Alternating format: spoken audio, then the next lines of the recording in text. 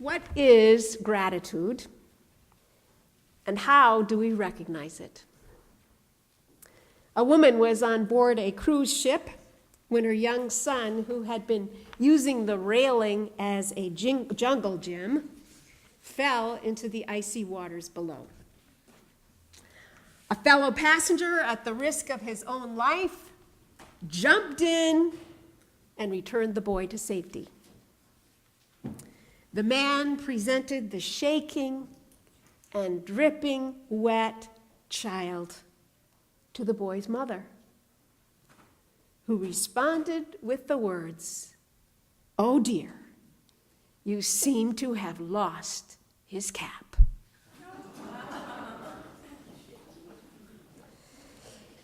A man and his wife of 60 years were out on their porch, rocking in their rocking chairs. The woman was knitting, and the man was watching her knit, when out of the blue he said, "My, how I admire you." And the wife, without looking up, snapped back, "Well, I'm tired of you, too."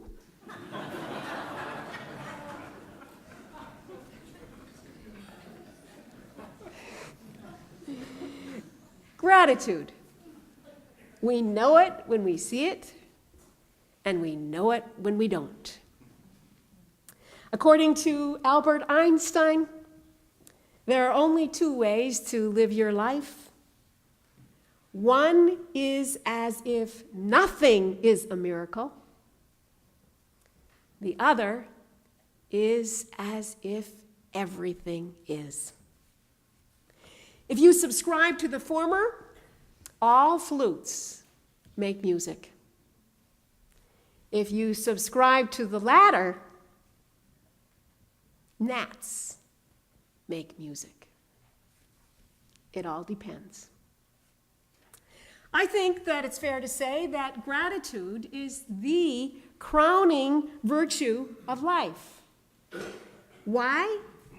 Primarily because it frees us from the self, from that awful and crippling preoccupation with our own stuff, our own immediate concerns, because it's very hard to be grateful to something, to someone else, while at the same time focusing on our own problems. Gratitude forces us to look at the much bigger picture. So we know we want gratitude, but how do we get it?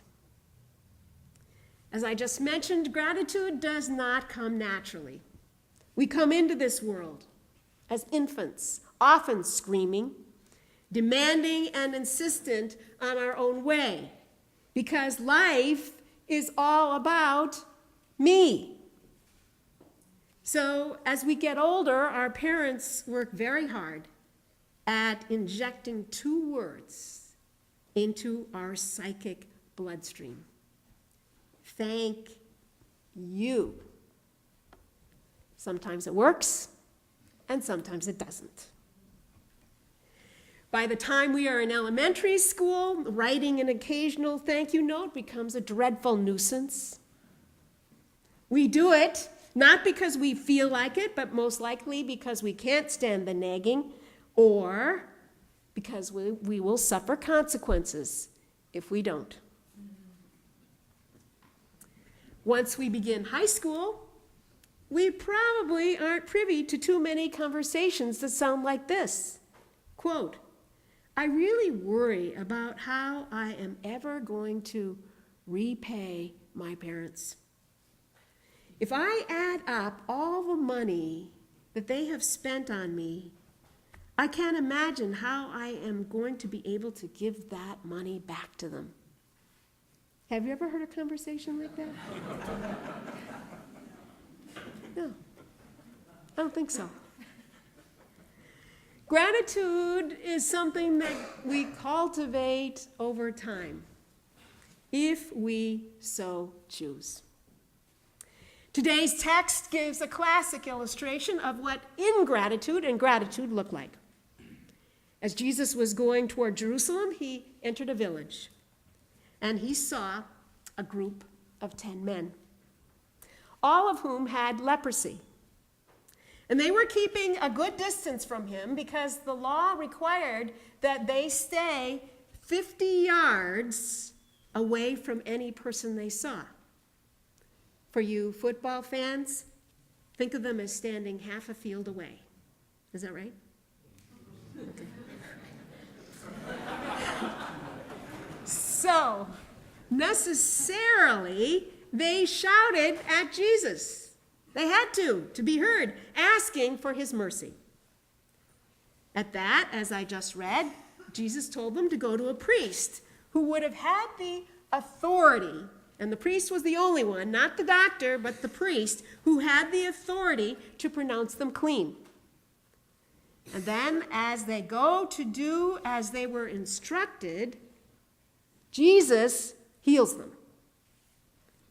And you know what happens next. 9 of them keep going. 1 of them returns to thank Jesus.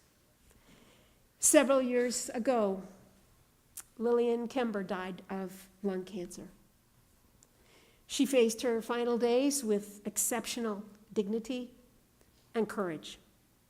And what gave her her strength was not her confidence in the future, but gratitude for her past. She was so grateful to God for all that he had already given her, her family, her friends, her home, her church, this church. In fact, she had so much gratitude in her mind that she didn't have any room for anything else, not even for fear. One day, very near the end, I remember asking her, "Lillian, what would you like me to pray for?" And she said, "Just say, thank you. Just thank you." And as she died, anyone who knew her could see that her faith had indeed made her whole. On this Thanksgiving Sunday, we come together to worship, to return thanks to God.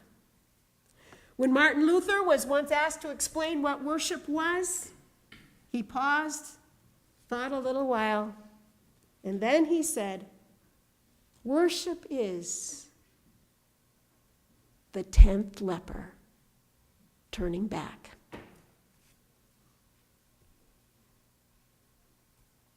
And so it is. Thanks be to God. Amen.